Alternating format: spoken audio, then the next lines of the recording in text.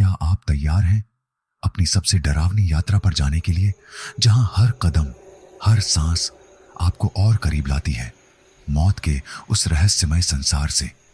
यह कहानी उन डरावनी रातों की है जब आपकी आंखें सच नहीं देख सकती और आपका दिल उन आवाजों को महसूस करता है जो सच में मौजूद नहीं होनी चाहिए। क्या आप भी उस रहस्य का सामना करना चाहेंगे? तो चलिए, आइए और देखिए क्या है उस छिपी हुई भयावहता के पीछे। यह है खूनी खटिया की कहानी। नमस्कार दोस्तों, मैं हूं नीलेश और आप सुन रहे हैं सुनो कहानी हॉरर पॉडकास्ट हिंदी। कहानी की शुरुआत करने से पहले एक छोटी सी गुजारिश है।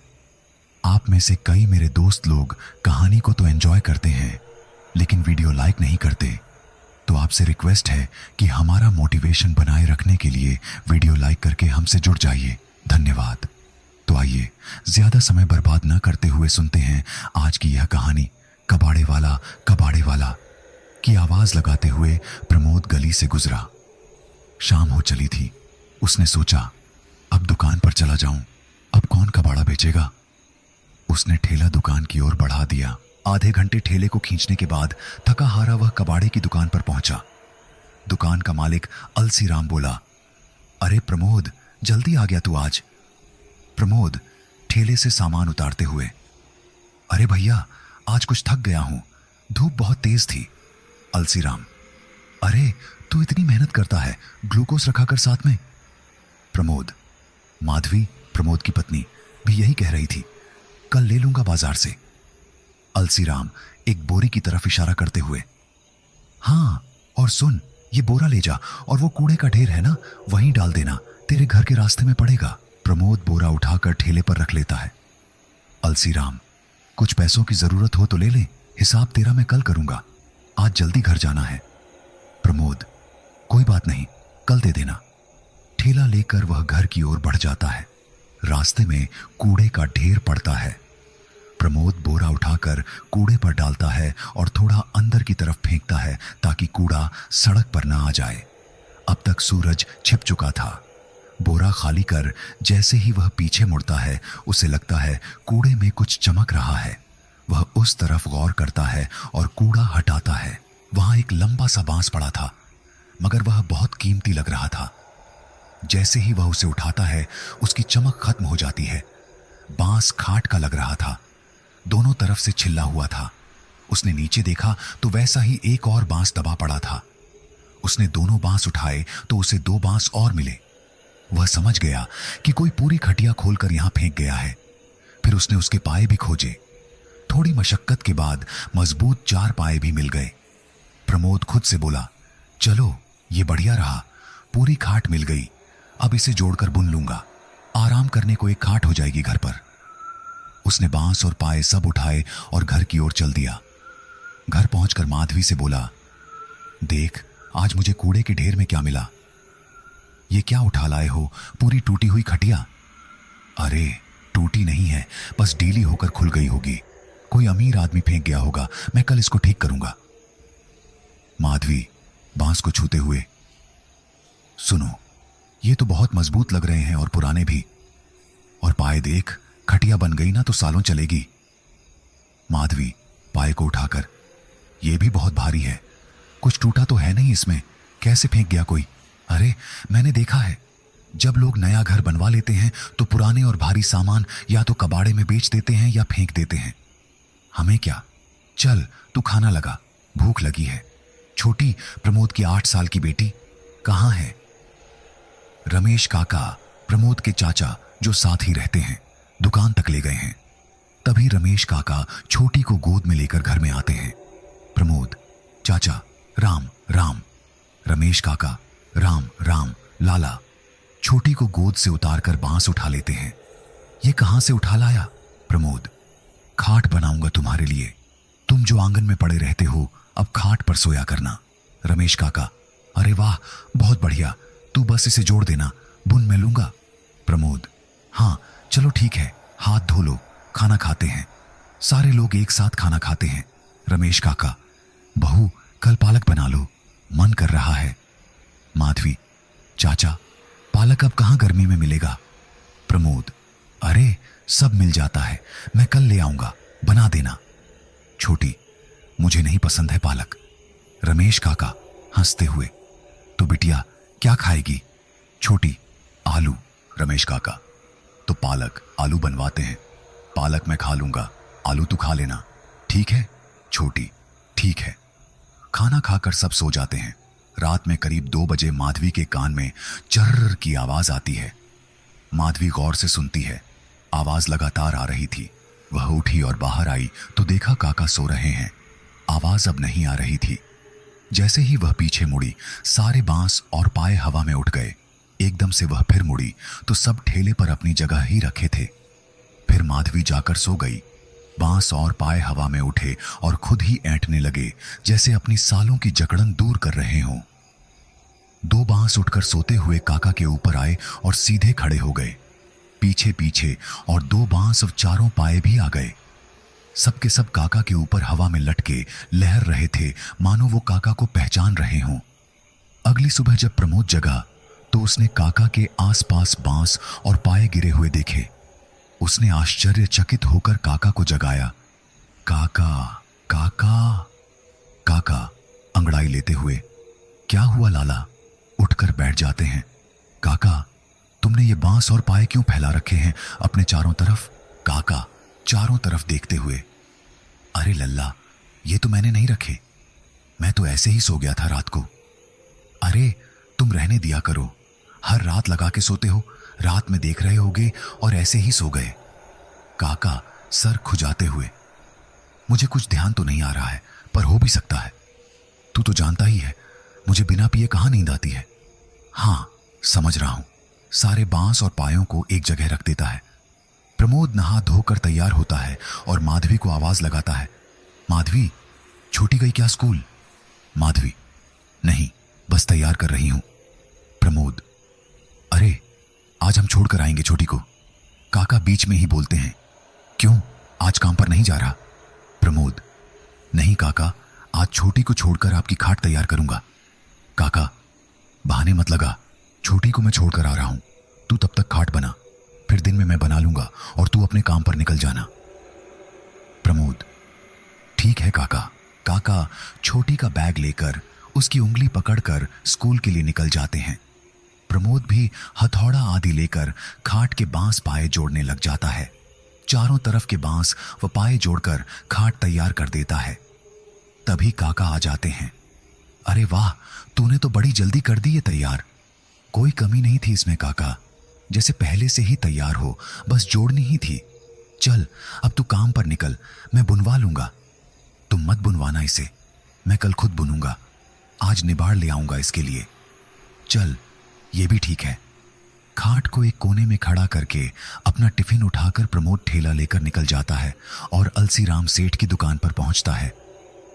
अलसीराम, आ गया प्रमोद, ले तेरा हिसाब कर रखा है। प्रमोद पैसे उठाकर जेब में रख लेता है। अलसीराम, गिन तो ले, आपने कभी कम नहीं दिए भैया, ज्यादा ही निकलते हैं। काका ने जब से आपके यहां लगवाया है सब ठीक चल रहा है। अलसीराम खुश होते हुए, काका और मुझ में उम्र का अंतर जरूर है, पर काका दोस्त ही हैं मेरे। चल तो तू निकल, और सुन, पूरे दिन मत घूमते रहना। दिन में अगर धूप तेज लगे तो कहीं छांव में आराम कर लेना। और हाँ, उसमें 50 रुपए एक्स्ट्रा रख दिए हैं मैंने, खा लेना कुछ। ये सब कुछ काका की वजह से ही है। मुझे पता ही था भैया, आप ज्यादा ही देते हो। अपना ठेला लेकर गली गली मोहल्ले मोहल्ले आवाज लगाता घूमता है। दिन में रुक कर खाना भी खा लेता है। फिर शाम तक जो सामान मिल जाता है उसे लेकर अलसीराम के पास पहुंचता है। अलसीराम, कैसा रहा दिन? प्रमोद, ठीक रहा। सारा सामान उलट देता है और निकलने लगता है। अलसीराम, अरे पैसे तो ले जा। प्रमोद, सुबह लूंगा, आपके हाथों के पैसे शुभ रहते हैं। अलसीराम हंसते हुए, तेरी मर्जी। प्रमोद दुकान से टॉफी खरीदता है और घर पहुंचता है। टिफिन रखते ही छोटी भागकर उससे चिपक जाती है। वह भी छोटी को गोद में ले लेता है और टॉफी दे देता है। अरे तुम आ गए? हाँ मैं आ गया। काका कहाँ हैं? पता नहीं, चौपाल तक गए होंगे शायद। क्या बनाया है? तुम तो कह गए थे पालक लेकर आऊंगा, ले आए? अरे यार भूल गया, मुझे पता था भूल जाओगे, इसीलिए खुद ले आई थी चौराहे वाली दुकान से। काका का मन था खाने का। ये बढ़िया किया। बढ़िया कुछ नहीं, पैसे दे देना मेरे। ठीक है, ले लेना सुबह। तभी काका प्रवेश करते हैं। बहू, खाना तैयार है क्या? माधवी पल्लू संभालते हुए। जी काका, तैयार है। काका, लगा दे तो, आज तो पालक बना है। माधवी सबके लिए खाना लगा देती है। छोटी पालक आलू से आलू छांट छांट कर खाती है। सब लोग खाना खाकर सो जाते हैं। रात 2 बजे एक जोरदार आवाज आती है, खटाक। माधवी और प्रमोद की आंख खुल जाती है। प्रमोद, कोई आवाज आई क्या? माधवी, हां, कुछ टूटने या गिरने की। प्रमोद उठता है और आंगन की ओर बढ़ता है। बाहर मच्छरदानी लगाकर काका सो रहे थे। पीछे पीछे माधवी भी आ जाती है। खिड़की से प्रमोद चारों तरफ देखता है, कुछ नजर नहीं आता। फिर उस कोने में देखता है जहां खाट रखी थी, तो देखता है खाट बिछी हुई है। अरे यार, वो खाट सुबह उस कोने में खड़ी कर दी थी तो हवा से गिर गई है। माधवी भी झांकते हुए, गिरी कहां है? ये तो बिछ गई है। अरे मतलब गिर के बिछ गई है। खड़ी कराऊं तो? तूने वैसे भी मेरी हर तरफ से खटिया खड़ी कर रखी है। और हंस देता है। माधवी मुस्कुराते हुए, रहने दो, तुम भी बिछी रहने दे उसे, रात में फिर गिरेगी तो आवाज करेगी। दोनों जाकर सो जाते हैं। तभी खटिया हवा में उठती है और बहुत तेज गोल गोल घूमने लग जाती है। थोड़ी देर घूमने के बाद सोते हुए काका के ऊपर आ जाती है और हवा में उल्टी हो जाती है। खाट अब अपना लक्ष्य निर्धारित कर चुकी थी। अगली सुबह जब प्रमोद उठा तो खटिया काका के बगल में उल्टी पड़ी थी। उसने सोचा, काका नशे में होंगे। जब तक इसे तैयार न करा दूं, तब तक ये हर रात नौटंकी करते ही रहेंगे। आज इसको तैयार करा ही देता हूं। नहा धोकर वह निबाड़ लेने निकल गया और बाजार से बढ़िया वह अच्छी निबाड़ लेकर आया, जो देखने में भी सुंदर लग रही थी। फिर वह उसे बुनने बैठ गया। माधवी, मैं भी तुम्हारी मदद कर देती हूं। प्रमोद, तू खाना बना। आधा दिन बाजार से निबाड़ लाने में निकल गया और बाकी आधा इससे बुनने में चला जाएगा। सब भूखे रह जाएंगे। तभी काका आ जाते हैं। काका, अरे बुनना शुरू कर दिया क्या? ला, मुझे दे, एक तरफ से मैं बुनवाता हूं। प्रमोद, अरे काका आप रहने दो, मैं कर लूंगा। तभी माधवी बीच में बोलती है, काका आप छोटी को ले आओ, छुट्टी हो गई होगी उसकी। काका, ठीक है, मैं लेकर आता हूं। प्रमोद निबाड़ में फंदे लगाकर बुनना प्रारंभ कर देता है। चारों तरफ घूम घूम कर वह खाट को पूरी तन्मयता से बुनने में लगा था। माधवी चूल्हे पर रोटी बना रही थी और उसे देख रही थी। तभी काका छोटी को लेकर आ जाते हैं। छोटी गोद से उतरकर प्रमोद के पास आ जाती है। छोटी, मैं स्कूल से आ गई पापा। प्रमोद, अरे वाह, चलो कपड़े बदल लो, मैं बाबा के लिए खाट बना रहा हूं। छोटी, बाबा इस पर सोएंगे? प्रमोद, और क्या। छोटी फुदकती हुई कमरे में चली जाती है। काका अपनी बीड़ी का बंडल निकालकर बीड़ी जला लेते हैं। प्रमोद, काका बीड़ी कम पिया करो तुम। काका, अरे यार तू मेरी बीड़ी के पीछे मत पड़ अब। प्रमोद, तुम्हें पता है बाबूजी भी बीड़ी पी पी कर उम्र से पहले चले गए, तुम भी लगे रहते हो। काका, अरे मैं कहीं नहीं जा रहा मेरे लाल, वरना अपने बच्चों का शहर छोड़कर गांव में तेरे पास क्यों रहता। तभी माधवी बीच में बोली, अपने बच्चों का मतलब? हम आपके बच्चे नहीं हैं। काका, तुम ही तो हो मेरे बच्चे, मेरा तो यही परिवार है। आज्ञाकारी बेटा है और सेवा करने वाली बहू है। तभी छोटी आ जाती है और मैं, काका बीड़ी फेंक कर उसे गोदी में उठा लेते हैं। तू तो जान है मेरी। प्रमोद, देखना काका सही बुनी है। काका खाट की तरफ आकर बोले, वाह बनाई तो बढ़िया है तूने, मगर थोड़ी ढीली रह गई है, पेचकस से खींच खींच कर टाइट करनी होगी। प्रमोद, वो तो मैं अभी करूंगा। काका, हाँ तो सब ठीक है। प्रमोद पेचकस उठाता है। अब खाना खा लो पहले। हाँ ये ठीक है। हाथ धोकर वह खाना खाने बैठ जाता है। काका गांव भर की खबरें बताते हैं। खाना खाकर प्रमोद खाट को पूरी तरह तैयार कर देता है।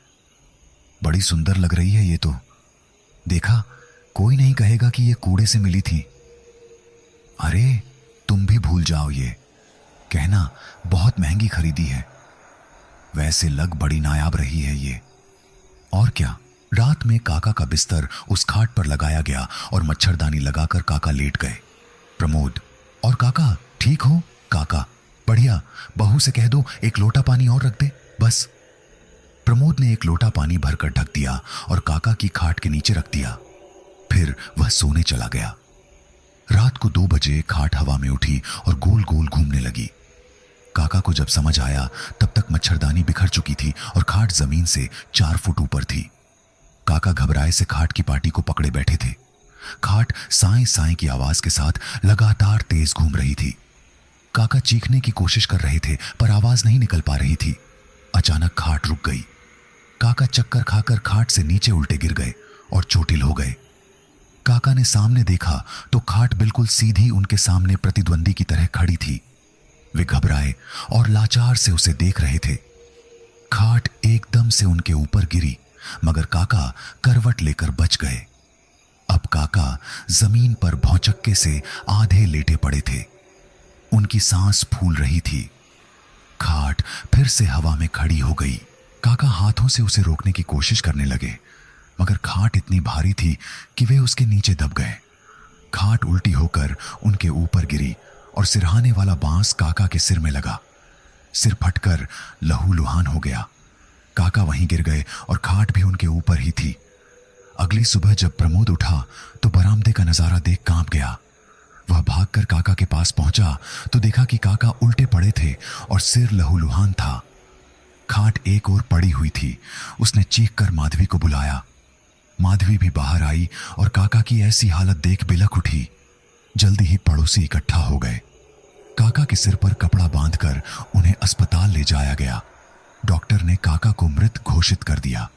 डॉक्टर का कहना था रात में करवट लेते हुए खाट से नीचे गिरे होंगे और पानी का लोटा सिर में लगा होगा जिससे चोट आ गई।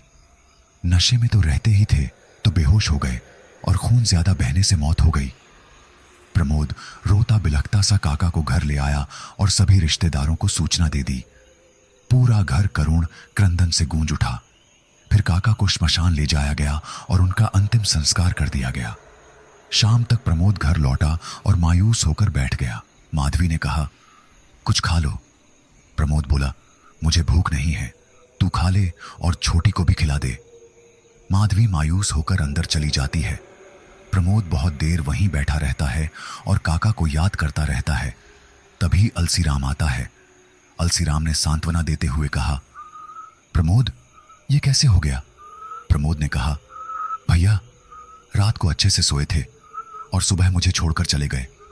अनाथ कर गए मुझे। बाबूजी के बाद यही थे जो मुझे बच्चे की तरह पाल रहे थे। ये घर कितना सूना हो गया है। कान तरस रहे हैं उनकी आवाज सुनने को। अंदर माधवी भी फूट फूट कर रोने लगती है। अलसीराम बोला, अरे पागल, इतनी ही सेवा लिखी थी तेरी, साथ तो वो हमेशा रहेंगे। देख, तू हिम्मत न हार भाई, परिवार पूरा तेरी हिम्मत से ही तो है। प्रमोद बिलख बिलख कर रोता रहता है। तभी अलसीराम की नजर उस खाट पर पड़ती है जो दिखने में नायाब और लाजवाब लग रही थी। वह सोचने लगा कि इतनी बेहतरीन खाट इस कबाड़ वाले के यहां कैसे? ये तो एक शानो शौकत की चीज है।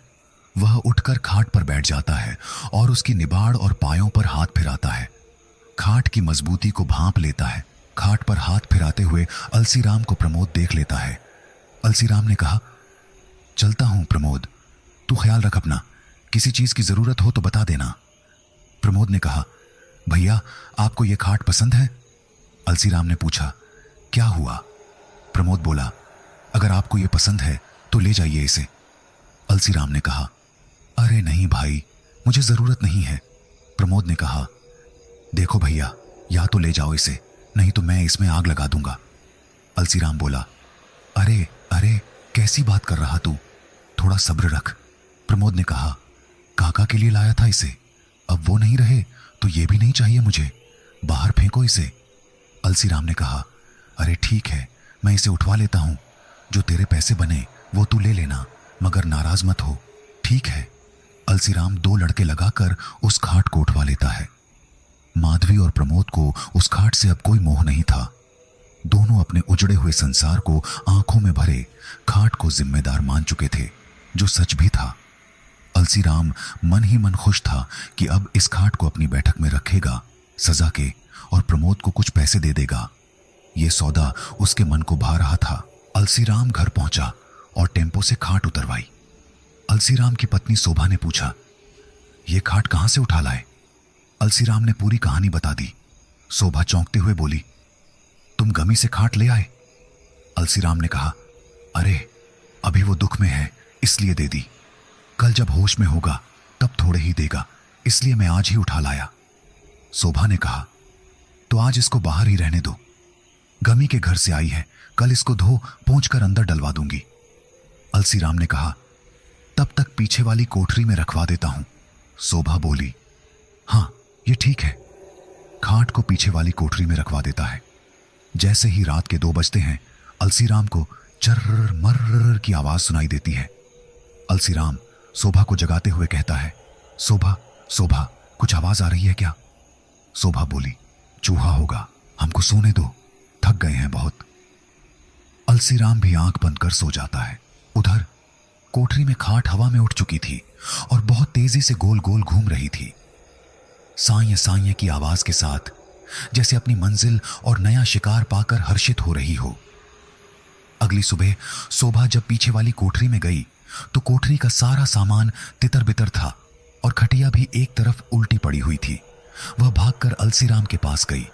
शोभा घबराते हुए, है जी जरा सुनो, पीछे वाली कोठरी में देखना क्या हुआ है? अलसीराम, क्या हुआ है? शोभा, अरे आप आइए तो। अलसीराम शोभा के पीछे पीछे कोठरी में पहुंचा। कोठरी का हाल देखकर चौंकते हुए बोला, यह सब क्या है? शोभा, हमें क्या पता, हम तो जब सुबह यहां आए तो सब अस्त व्यस्त था। अलसीराम, हमने कहा था तुमसे रात को ही कि कोई आवाज आ रही है, मगर तुम बोली चूहा होगा। शोभा, तो हमें क्या पता था, आज से पहले तो कभी ना हुआ ऐसा। अलसीराम सोचते हुए, हां कह तो सही रही हो, आज से पहले तो कभी ऐसा नहीं हुआ। जरूर यहां कोई चोर आया है रात में, मगर चोर क्या चोरी करने आएगा इस कोठरी में? अच्छा अब समझा, चोर इस खटिया के लिए आया होगा। शोभा, एक खटिया के लिए चोर घर में घुस आएगा? अलसीराम, हां ये कोई मामूली खटिया नहीं है शोभा, इसे देखकर ही समझ गया था मैं, इसकी लकड़ी अद्भुत है, जैसे बहुत कीमती हो, निश्चित ही चोर इसे ले जाने की फिराक में आया था। शोभा, चोरी कर भी लेता तो ले कैसे जाता? इतनी भारी है ये और गांव के बीच से इसे ले जाना नामुमकिन है। अलसीराम, वो मैं नहीं जानता, तुम आज इसे धुलवा कर अंदर बैठक में रखवा देना, वही इसकी शोभा बढ़ाएगी। शोभा, ठीक है आज करवा दूंगी। दोपहर में अलसीराम दुकान पर होता है, तभी वहां प्रमोद आता है। उसका चेहरा बहुत मायूस और लटका हुआ था। अलसीराम, सब ठीक है प्रमोद? प्रमोद बिना कुछ बोले हां में सिर हिला देता है। अलसीराम, तेरे कुछ पैसे बाकी हैं प्रमोद, वो ले जा, और हां तेरी खाट के भी तो पैसे देने हैं। प्रमोद, भैया आप मुझे मेरी मेहनत के पैसे दे दो बस, खाट के पैसे मत दो। अलसीराम, अरे खाट के क्यों नहीं भाई, तेरी चीज है, बता कितने दूं? प्रमोद, भैया काका के लिए बनवाई थी, काका रहे नहीं तो अब वास्तव में मुझे उसका कुछ नहीं चाहिए। वो ना कभी मेरे पास आई और ना कभी मेरी थी। अच्छा चलता हूं मैं। अलसीराम प्रमोद का हाथ पकड़कर अपने पास बैठाता है। देख तू मेरे छोटे भाई जैसा है, तुझे मायूस नहीं देख सकता मैं।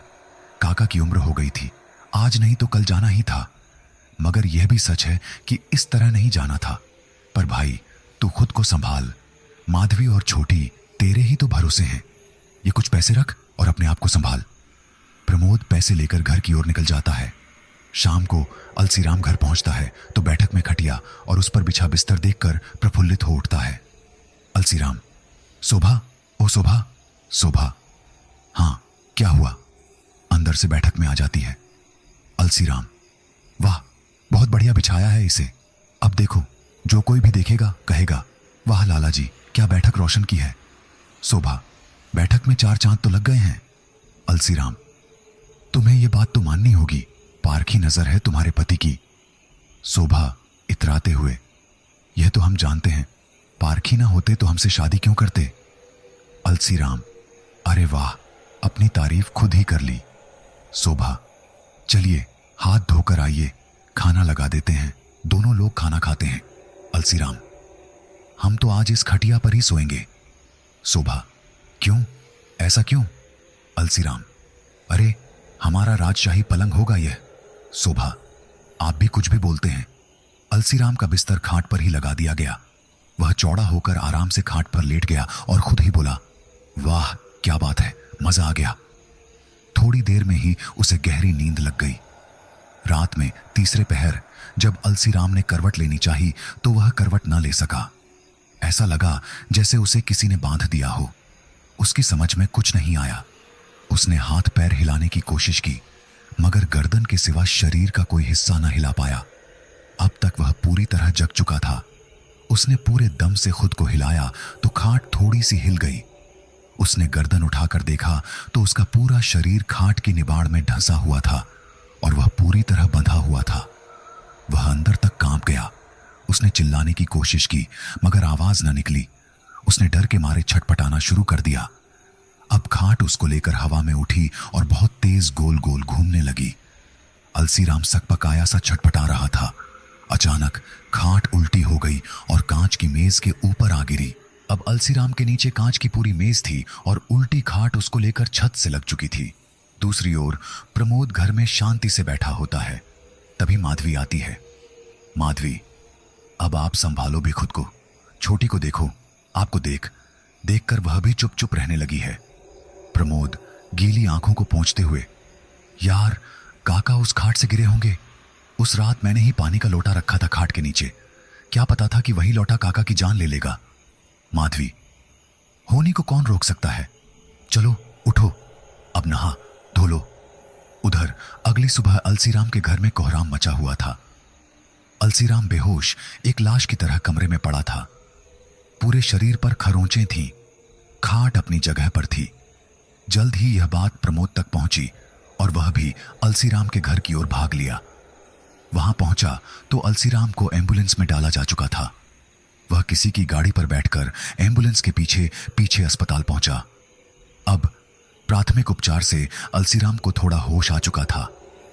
उसने एम्बुलेंस से उतरते ही प्रमोद को बाहर खड़ा देखा और आंखें बड़ी करते हुए बमुश्किल कोशिश की, वह हटवा दो, और फिर बेहोश हो गया। डॉक्टर उसे जल्दी अंदर ले गए। प्रमोद वहीं खड़ा रहा गया और उसकी समझ में आ गया कि इस खाट में कोई चक्कर है। हो ना हो, यह सब उस खाट की वजह से ही हो रहा है। वह जल्दी से अलसीराम के घर की ओर भागा और शोभा से बोला, भाभी वह खाट कहाँ है? शोभा, तुम्हें खाट की पड़ी है। प्रमोद समझाते हुए, वह खाट घर से निकालनी होगी, यह सब उसी की वजह से हो रहा है। अलसीराम भैया ने अस्पताल के बाहर मुझसे बोला है कि खाट हटवा दो। शोभा चौंकते हुए बैठक की ओर इशारा कर देती है। प्रमोद बैठक में जाकर खाट को गुस्से से देखता है और बगल में रखी कुल्हाड़ी से उसकी पाटी पर पूरे दम से वार करता है, मगर कुल्हाड़ी का लकड़ी का हत्था टूट जाता है और लोहे वाला हिस्सा नीचे गिर जाता है। खाट की पाटी पर कोई असर नहीं होता। प्रमोद चौंका हुआ सा देखता रह जाता है। वह अलसीराम के नौकरों से कहता है, निकलवाओ इसे बाहर। सब के सब खाट को बैठक से बाहर निकालते हैं। प्रमोद उसे अलसीराम के घर के बाहर खड़े दुकान के ऑटो में लादता है और उसी कूड़े के ढेर पर ले जाकर पटक देता है। फिर उसमें मिट्टी का तेल डाल देता है और आग लगा देता है। खाट धू धू कर जलने लगती है। तभी प्रमोद को एक भयंकर हंसी सुनाई दी और उठते काले धुएं में एक आदमी का भयंकर सा चेहरा दिखा, जो जोर जोर से प्रमोद की तरफ देखकर लगातार हंस रहा था। प्रमोद की तो सिट्ठी बिट्ठी गुम हो गई। वह आंखें बड़ी के डर से कांपने लगा। वह चेहरा और भी तेज अट्टहास करने लगा। प्रमोद डरते हुए पीछे हटने लगा और कूड़े पर ही गिर गया। उठकर बुरी तरह ऑन्टो की तरफ भागा। ऑन्टो को लेकर घर की ओर भाग लिया। सीधे अलसीराम के घर पहुंचा तो वहां ताला लगा था। मोहल्ले में पता किया तो शोभा अस्पताल गई थी। वह ऑटो बाहर ही खड़ा कर हांफता हुआ अपने घर भाग लिया। घर पहुंचकर वह अपने अंदर वाले कमरे में गया और बिस्तर पर लेट गया। सांसें इतनी तेज हो गई थीं कि मानो हृदय फट जाएगा। उस चेहरे की खूंखार हंसी अब भी कानों को चीर रही थी। तभी माधवी कमरे में आई और पसीने में लथपथ प्रमोद को देखकर घबराई। अरे क्या हुआ तुम्हें? प्रमोद ने इशारे से पानी मांगा। माधवी भागकर पानी लाई। प्रमोद ने पानी पिया और कुछ सामान्य हुआ तो उसने माधवी को पूरी घटना कह सुनाई। माधवी भी बुरी तरह अंदर तक कांप गई। माधवी, यह कोई टोना टोटका था या काला जादू? प्रमोद, मुझे नहीं पता यार, मगर बहुत खौफनाक मंजर था। मेरे तो सुनकर ही रोंगटे खड़े हो रहे हैं। मैं कुछ देर आराम करूंगा। हाँ, यही ठीक है। चलो, यह भी सही है कि तुम उसे जला आए। प्रमोद सो जाता है। 2 घंटे बाद प्रमोद का फोन बजता है। वह उठकर देखता है तो शोभा भाभी का था। वह फोन उठाता है। शोभा, कहाँ हो तुम? प्रमोद। प्रमोद, भाभी मैं तो घर पर हूं। शोभा, क्या किया उस खाट का तुमने? प्रमोद, वो तो जला दी मैंने। शोभा, अच्छा, जरा घर जाकर देखना। प्रमोद उठा और अलसीराम के घर के लिए निकल लिया। माधवी रोकते हुए बोली, अरे अब कहाँ जा रहे हो? प्रमोद, आता हूं थोड़ी देर में। अलसीराम भैया के घर तक जा रहा हूं। प्रमोद अलसीराम के घर पहुंचता है और देखता है कि सारे नौकर बाहर खड़े थे। वह अंदर जाकर देखता है तो सर घूम जाता है। खाट बैठक में पूरी तरह सुरक्षित, बाकायदा अच्छे से बिछी हुई थी। प्रमोद सकते में खड़ा रह जाता है। हंसी की आवाज अब सिर्फ उसके कानों में गूंज रही थी। उधर अलसीराम की हालत भी गंभीर हो चली थी। वह रह रहकर तड़प उठता था। उसकी आंखों में उस रात का खौफनाक मंजर घूम रहा था। डॉक्टर उसे सुलाने की कोशिश कर रहे थे मगर वह नींद में भी डर जाता था। शोभा बस रोए जा रही थी। तभी शोभा को किसी ने बताया कि उनके पारिवारिक गुरुजी आए हुए हैं। शोभा अपना पल्लू संभालते हुए गुरुजी के पैरों में गिर गई और फूट फूट कर रोने लगी। गुरुजी, ये सब कैसे हुआ पुत्री? शोभा ने रोते हुए पूरी कहानी कह सुनाई। गुरुजी ध्यान से एक बात सुनते रहे। उन्होंने कांच के दरवाजे से अलसीराम को देखा और शोभा से बोले, हमें वह खाट देखनी है। शोभा ने प्रमोद को फोन मिलाया। कहाँ हो तुम? यहीं आपके घर के बाहर ही हूं। खाट कहाँ है? आपकी बैठक में ही है। गुरुजी आप रहे उसे देखने, तुम वहीं रहना। जी यहीं हूं। अलसीराम गहरी गहरी सांस ले रहा था। गुरुजी अलसीराम के घर पहुंचे और बैठक में खाट को देखा। कुछ मंत्र पढ़े और मंत्र युक्त पानी खाट पर मारा तो खाट पूरी तिलमिला उठी। चर्र मर्र की आवाज से घर भर गया। गुरुजी बोले, प्रमोद को छोड़कर सारे लोग बाहर निकल जाएं। गुरुजी के चेले और अलसीराम के नौकर सब बाहर निकल गए। अब बैठक में प्रमोद, गुरुजी और खाट थे, बस। गुरुजी ने बैठक के सारे दरवाजे बंद कर दिए। प्रमोद डरते हुए बोला, गुरुजी मुझे भी बाहर जाने दीजिए। गुरुजी, इस खाट ने सिर्फ तुम्हें ही नुकसान नहीं पहुंचाया है, इसलिए तुम्हारा रहना जरूरी है यहां। गुरुजी आंख बंद कर मंत्र पढ़ना प्रारंभ करते हैं। लगातार जल भी छिड़कते रहते हैं। प्रमोद डरते हुए गुरुजी के पीछे हो जाता है। गुरुजी और प्रमोद आंख बंद कर लेते हैं और बंद आंखों से दिखता है कि एकदम से कमरे में प्रकाश होता है और 25 साल पहले बहुत बड़ा घर दिखने लगता है।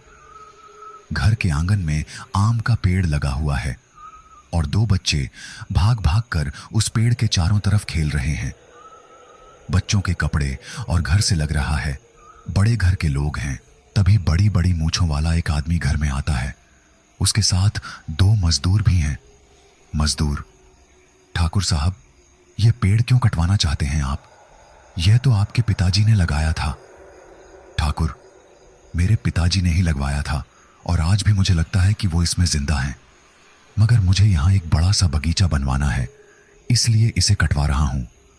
चिंता की बात नहीं है, इसकी जगह 4 पेड़ खेत में लगवा दिए हैं। तभी ठाकुर साहब की पत्नी आती हैं। सुनिए, वह जो आम के पेड़ आपने खेत में लगवाए हैं वही इसके आमों के हैं। अब इसे कटवा रहे हो तो एक सुंदर सी खाट या दरवाजे बनवा लेना। हमारे पूर्वज हमारे घर में ही रहेंगे। ठाकुर, वाह भाग्यवान, ये बढ़िया विचार दिया आपने। अगले चित्र में पेड़ को काटते दिखाया गया। वह 2 मजदूर जो पेड़ काट रहे थे, उन्होंने उस दिन ठाकुर के पूरे घर की रेकी कर ली थी। वह समझ गए थे कि इस घर में ठाकुर, ठाकुर की पत्नी, 2 बच्चे और 2 नौकर ही हैं। शाम होते ही नौकर भी अपने घर चले जाते हैं। बस वह 4 लोग ही रह जाते हैं। ठाकुर का गांव में अच्छा नाम है, वह काफी दयालु भी है। उन दोनों लोगों ने 2 दिन में पेड़ काट दिया और अगले 1 महीने में दरवाजे और एक सुंदर व मजबूत खाट का निर्माण भी हो गया।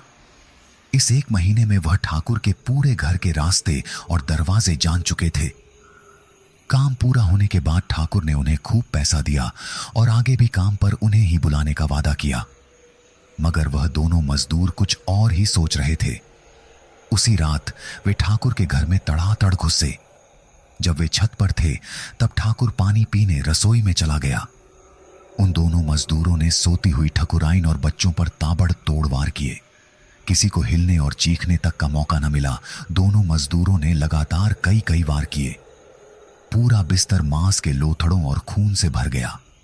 दोनों ने चादर हटाकर देखा तो उसमें मृत ठकुराइन और बच्चे ही थे। दोनों पीछे मुड़े तो पीछे ठाकुर क्रोध में खड़ा था। ठाकुर की आंखें शोले की तरह दहक रही थीं। दोनों मजदूर हिम्मत करके ठाकुर पर टूट पड़े, मगर ठाकुर बलशाली था। उसने एक झटके में दोनों को आंगन में फेंक दिया और दहाड़ता हुआ बोला, हरामखोरों, आस्तीन के सांप, मैं तुम्हें नहीं छोड़ूंगा। ठाकुर ने पहले मजदूर को हवा में उठाया और दीवार पर दे मारा। दूसरे के मुंह पर जोरदार मुक्का जड़ दिया। दोनों मजदूर लगभग ढेर हो गए थे। उसने दोनों को उठाया और फिर जमीन पर पटक दिया। दोनों दर्द से कराह उठे। दोनों की छाती पर बैठकर ठाकुर ने दोनों की गर्दन दबोच ली। ठाकुर अपना आपा खो बैठा था।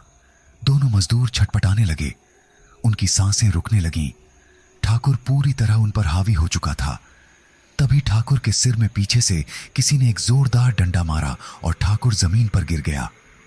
अलसीराम आखिरी सांस ले रहा था। डॉक्टर सारे हाथ खड़े कर चुके थे। डॉक्टर ने शोभा से कह दिया था कि हम इन्हें बचाने का पूरा प्रयास कर रहे हैं, मगर हमारी कोई दवाई नहीं लग रही है। कुछ समझ नहीं आ रहा इनकी हालत में सुधार क्यों नहीं हो रहा है। शोभा का रो रो कर बुरा हाल था। वह मन ही मन बस दुआ कर रही थी। उधर गुरुजी और प्रमोद खाट की पूरी कहानी को समझने में लगे थे। ठाकुर सिर पकड़कर जमीन पर बेहोश होकर गिर गया।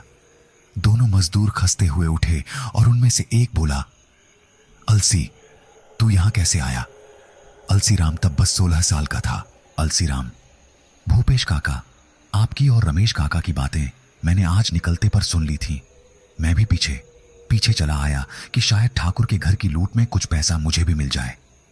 रमेश काका, यह कौन है भूपेश? भूपेश, अरे मेरे पड़ोस में रहता है, बहुत तेज लड़का है। रमेश काका, तेज तो दिख रहा है। इसने तो आज हमारी जान बचा ली, वरना ठाकुर तो हमें निबटा ही देता। अलसीराम, काका जल्दी इसे खत्म करो, वरना यह हम पर ही हावी हो जाएगा। तीनों ने पास ही पड़ी आम के पेड़ से बनी खाट पर ठाकुर को लिटाया और रमेश काका ने एक झटके में ठाकुर की गर्दन काट दी। पूरी खाट पर ठाकुर का खून फैल गया। रात के अंधेरे में खाट पर बिस्तर लगा हुआ था, इसलिए अलसीराम खाट को देख नहीं पाया। फिर भूपेश, रमेश और अलसीराम ने ठाकुर के घर में जमकर लूटपाट की और निकल गए। अगली सुबह जब गांव वालों को पता लगा तो सब हतप्रभ रह गए कि इतना महान परिवार जो सबकी मदद के लिए हमेशा आगे रहता था, उसकी इतनी सामूहिक निर्मम हत्या कोई कैसे कर सकता है। कुछ महीनों की जांच के बाद केस को निष्क्रिय घोषित कर दिया गया। ठाकुर का वह मकान जो कभी हंसी से गूंजता था, वहां अब वीराना हो गया था। रात में पड़ोसियों को अजीब अजीब आवाजें आने लगीं। वह खाट जिस पर ठाकुर मरा था, वह रात भर पूरे गांव में हवा में बेचैन सी घूमती। कभी सुबह कहीं मिलती तो कभी कहीं। गांव के लोगों में अजीब डर का माहौल बन गया था। भूपेश सारा पैसा लेकर दूसरे शहर चला गया और वहीं रहने लगा। अलसीराम ने अपनी दुकान खोल ली और रमेश काका ने सारा पैसा शराब और जुए में उड़ा दिया। गांव वालों ने खाट को किसी सिद्ध महात्मा की मदद से उधड़वाया और नदी में बहा दिया। सबने उसे प्रणाम भी किया। चारों पाए और बांस नदी में बहते हुए भी कभी अलग न हो सके। वे साथ ही बहते रहे। बहते बहते वे उसी नगर में पहुंचे जहां भूपेश ठाकुर का धन लेकर पहुंचा था। भूपेश उस दिन उसी नदी में नहाने उतरा और नदी के अंदर पूरी खाट जुड़कर उस पर हावी हो गई। नदी के अंदर ही उस पर भरपूर वार हुए। पानी में उथल पुथल मच गई। थोड़ी देर में पानी में चारों तरफ खून फैल गया। भूपेश के शव तक का पता नहीं चला, मगर खाट का इंतकाम कहां पूरा हुआ था। वह फिर टुकड़ों में बहती रही। एक मछुआरे के जाल में फंस गई। मछुआरे ने उसे बाहर निकालकर फेंक दिया और फिर कूड़ा उठाने वाली गाड़ी नदी किनारे का सारा कचरा उठाकर ले गई और शहर के उस कूड़े के ढेर पर डाल दिया जहां से वह प्रमोद को मिली थी। उस कूड़े के ढेर में वह सालों दबी रही और इंतजार करती रही, बस अपने किसी प्रयोजन का, जिसके सहारे वह अपना बदला पूरा कर सके। एकदम से प्रकाश लुप्त हो गया। गुरुजी और प्रमोद की आंखें खुल गईं। गुरुजी गहरी सांस लेते हुए, तो ये अलसीराम अपने किए की सजा भुगत रहा है। प्रमोद, हाँ, और रमेश काका ने भी अपने किए की ही सजा भुगती है। वे बताते तो थे कि भूपेश काका नदी से गायब हो गए थे, मगर इन तीनों ने अपने इस कुकर्म के बारे में कभी किसी से कुछ नहीं बोला। गुरुजी, बोलते भी कैसे? तुम्हारे काका ने यही सब करने का सोचा होगा, तभी वे कभी सुखी नहीं रहे। बच्चों ने भी दुत्कारा और मृत्यु भी भयानक हुई। प्रमोद, मगर मैं ही क्यों इन सब की मौत में एक स्रोत की तरह उपयोग हुआ? और प्रारंभ में ठाकुर के आम के पेड़ काटकर काका ने ही तो वह खाट बनाई थी, तो जब मैं उसे लाया तो वे खाट को क्यों ना पहचान सके? गुरुजी, जब उन्होंने बनाई थी तब यह मायावी नहीं थी। शक्ति इसमें ठाकुर की मौत के बाद आई है, क्योंकि ठाकुर की मौत इसी पर हुई थी, तो हो ना हो वह इसी में रह गया है।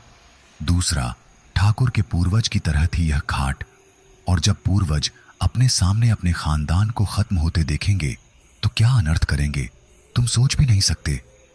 यह अपना बदला ले रही है, तुम बस प्रयोजन मात्र थे। काका चाहकर भी इसे न पहचान पाते, क्योंकि उनका काल बनकर आई थी यह तुम्हारे घर में, और काल को कौन पहचान पाता है? प्रमोद हाथ जोड़ते हुए, आप इतना कुछ जानते हैं गुरुजी, तो आप अलसीराम भैया को बचा लीजिए, कैसे भी। तभी खाट हवा में उठती और सीधी खड़ी हो जाती है। खाट की निबाड़ से एक चेहरा बाहर आता है, जो प्रमोद ने खाट को जलाते वक्त धुएं से बना देखा था। चेहरा अट्टहास करते हुए कहता है, न तू, न तेरा यह गुरु और न यह समय, कोई नहीं बचा सकता उसे। उसकी मौत तो निश्चित है। डॉक्टर्स की टीम पूरे दमखम से अलसीराम को बचाने में लगी थी, मगर अलसीराम की हिम्मत बीतते वक्त के साथ कम होती जा रही थी। शोभा अपने आप को बड़ा असहज महसूस कर रही थी। वह बेचैन इधर उधर घूम रही थी। उसे गुरुजी की याद आती है। वह प्रमोद को फोन मिलाती है। गुरुजी और प्रमोद बैठक में ही खड़े हैं, तभी प्रमोद का फोन बजता है। प्रमोद फोन उठाकर, जी भाभी। गुरुजी कहाँ हैं? यही हैं, बात कराना जरा। प्रमोद गुरुजी को फोन दे देता है। गुरुजी, हाँ बोलो पुत्री। शोभा गिड़गिड़ाते हुए, गुरुजी, इनकी, अलसीराम की हालत लगातार बिगड़ रही है। आप कुछ करिए गुरुजी, बचा लीजिए इन्हें, मैं आपके आगे हाथ जोड़ती हूँ। गुरुजी, पुत्री, ये सब तो हमारे हाथ में नहीं है, हम तो बस दुआ ही कर सकते हैं। बाकी अलसीराम ने जो कुकर्म 25 साल पहले किया था, उसका परिणाम तो भुगतना ही होगा। शोभा चौंकते हुए, 25 साल पहले क्या किया था इन्होंने? गुरुजी, शोभा को खाट के निर्माण से ठाकुर की मौत तक का पूरा किस्सा शोभा को बता देते हैं। शोभा शांत सी रह जाती है फोन पर। गुरुजी फोन पर ही आवाज लगाते हैं, पुत्री, पुत्री। जी गुरुजी। मैं तो सोच भी नहीं सकती कि जो आदमी समाज में इतना प्रतिष्ठित हो, वह अपने अतीत में इतना कुछ किए बैठा है। आदमी को कर्म कर आगे बढ़ जाता है और तरक्की भी पा लेता है, फिर दान पुण्य करके सोचता है मुझे मेरे भूत के कर्मों से मुक्ति मिल गई, मगर यह नहीं समझता कि यह सब आपके खाते में जमा हो गए हैं और एक दिन ब्याज सहित वापस मिलेंगे। फिर भी गुरुजी, ये मेरे पति हैं। इन्होंने जब जो भी किया किशोरावस्था में किया, बाद में तो ये सबके लिए सबके साथ खड़े रहे। कृपया इन्हें बचा लीजिए। पुत्री, अगर अलसीराम को कोई बचा सकता है तो वह है खुद ठाकुर। तुम ठाकुर से गुहार लगाओ, लेकिन हमें तो ठाकुर का बदला भी गलत नहीं लगता। उसका पूरा परिवार अलसीराम, भूपेश और रमेश ने खत्म कर दिया, सिर्फ धन के लिए। मैं आ रही हूं गुरुजी, वहीं। सुबह अस्पताल से निकलती है और घर पहुंचती है। बैठक में गुरुजी और प्रमोद मौजूद हैं। सुबह हाथ जोड़कर कहती है, मुझे क्या करना होगा गुरुजी? गुरुजी खाट की तरफ इशारा कर देते हैं। शोभा खाट के पायों को पकड़कर कहती है, मुझे नहीं पता आप कौन हो। आपके साथ जो अत्याचार हुआ वह गुरुजी ने मुझे बताया। मैं अभागन बस आपसे अनुरोध कर रही हूं, मेरे पति को माफ कर दो। उनके सिवा मेरा कोई नहीं है। इन्होंने आपके परिवार को खत्म किया था ना। आप मुझे मार दो पर उनको छोड़ दो। शोभा बिलख बिलख कर कहे जा रही थी, मगर खाट वैसे ही पड़ी थी। शोभा विक्षिप्त सी गुरुजी की ओर देखती है। गुरुजी आगे आते हैं और कहते हैं, हे ठाकुर, आप इस पुत्री की बात को सुने, मैं आपसे अनुरोध करता हूं। तभी खाट चर्रर मर्रर की आवाज के साथ हवा में खड़ी हो जाती है। शोभा की चीख निकल जाती है। वह गिरती पड़ती सी पीछे की ओर सरक जाती है। खाट की निबाड़ से ठाकुर का चेहरा बाहर आता है और बोलता है, पिछले 25 सालों से मैं इस क्रोध की अग्नि में जल रहा हूं और अब तुम कहते हो कि छोड़ दूं उसे? महाराज, आप गुरु हैं, ब्राह्मण हैं, ज्ञानी हैं। आप जानते हैं क्षत्रिय शरण में आए की रक्षा मृत्यु तक करते हैं और शत्रु को मौत के बाद भी नहीं बख्शते। फिर इसने तो मेरे हंसते खेलते परिवार को उजाड़ा था। मैं इसे कैसे माफ कर दूं? गुरुजी, ठाकुर, ये मत भूलो कि क्षत्रिय मारने से ज्यादा सुरक्षा देने के लिए जाने जाते हैं और तुम्हारी कीर्ति तो उस गांव में आज तक है। ये अलसीराम और उसके साथियों की गलती थी। तुमने उन्हें सजा भी दी, मगर अलसीराम उस वक्त किशोरावस्था में नासमझ था, लालची था। कालांतर में उसे अपनी गलती का एहसास हुआ होगा, तभी तो वह हर तरह से जरूरतमंद की मदद करता आया है। हम भी पिछले 15 साल से अलसीराम को जानते हैं। गरीबों का मसीहा कहलाता है वह। ठाकुर गुस्से में लगभग चीख कर, होगा मसीहा, मैंने भी लोगों की मदद की थी। परिणाम स्वरूप क्या मिला? यह भी मरेगा। इसकी पत्नी से कहो यह अनुनय विनय बंद करे और कफन की तैयारी करे। गुरुजी शांत स्वभाव से बोले, ठाकुर, अगर तुम उसे मार दोगे तो तुम में और उसमें क्या अंतर रह जाएगा? तुम्हारे मरने के बाद नुकसान तुम्हारे गांव वालों का हुआ होगा जो तुम पर निर्भर थे।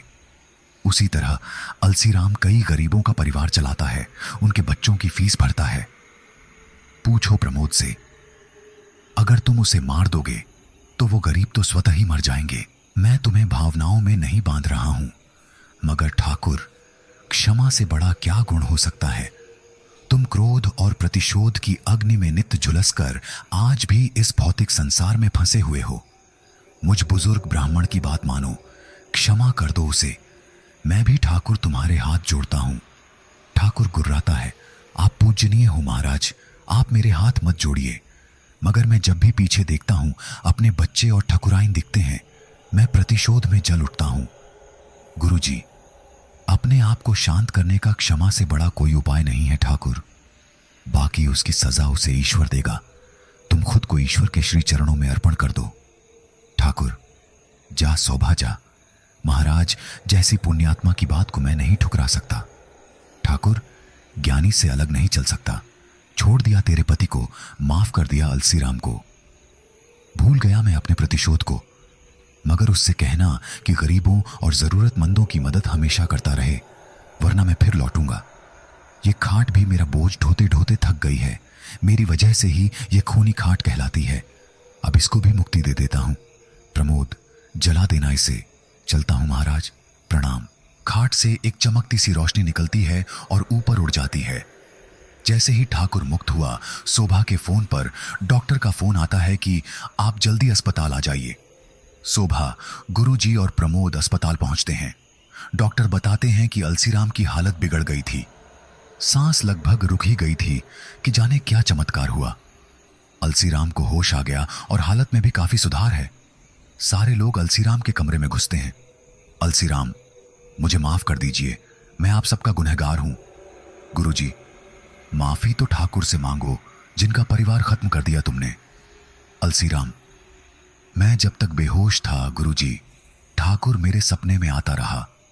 उसने वो सब दिखाया मुझे जो आप सबने मेरी जान बचाने को किया। मैं आप सबका आभारी हूं। और प्रमोद, तुम उस खाट को ऐसे ही नहीं जलाओगे।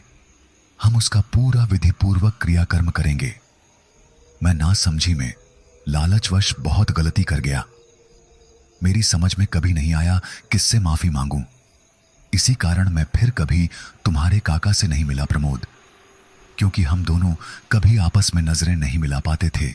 गुरुजी, चलो अब तुम ठीक हो जाओ, तब देखते हैं क्या करना है। 2 हफ्ते बाद अलसीराम जब ठीक हुआ तो घर आकर उसने खाट को प्रणाम किया और माफी मांगी। फिर गुरुजी द्वारा क्रियाकर्म की प्रक्रिया की गई और खाट अग्नि के हवाले किया गया। सबने हाथ जोड़े।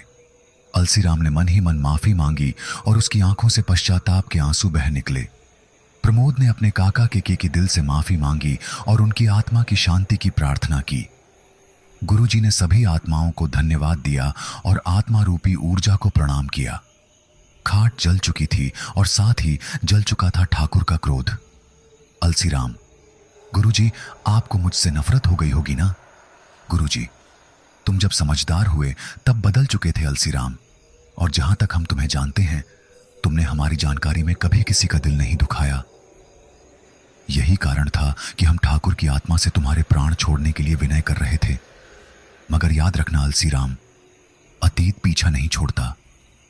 तुम अब बाकी जीवन जरूरतमंदों की मदद में लगा दो। खुश रहो हमेशा। अलसीराम और प्रमोद गुरुजी को प्रणाम करते हैं। दोनों अपने घर की ओर निकल जाते हैं। प्रमोद घर पहुंचकर माधवी को सारी बात बताता है। माधवी एक तक बस सुने जा रही थी। शिक्षा, हमें अपने जीवन में लोभ, लालच, मोह और घमंड जैसी बुराइयों को बचपन से ही त्याग देना चाहिए। इन बुराइयों को खुद पर हावी नहीं होने देना चाहिए, क्योंकि इन बुराइयों से मिला लाभ कुछ समय का होता है पर दूरगामी नहीं हो सकता। ईश्वर मानिए या नियति, सब आपके किए की सजा ब्याज सहित आपको देते हैं। चाहे अब आप अच्छाई करें या बुराई, वापस 1.5 गुना ही मिलेगा। देर से मिले मगर मिलेगा जरूर। सत्य की राह पर चलते रहिए और लोगों की मदद करते रहिए। ईश्वर आपको वो सब देगा जो आपके लिए उचित होगा। राधे राधे। तो दोस्तों, ये कहानी यहीं पर समाप्त होती है। आप सबने चैनल को इतना प्यार दिया, इसके लिए आपका आभार। इस कहानी पर आपकी प्रतिक्रिया जरूर दें और बताएं किसका रोल आपको बहुत अच्छा लगा। ऐसी ही कहानियां लेकर मैं आपको जल्द मिलूंगा। तो दोस्तों, मुझे जरूर फॉलो कर दीजिए ताकि अगली कहानियों का आपको पता चले। आप सबका दिल से धन्यवाद। जल्द मिलूंगा नई कहानी के साथ।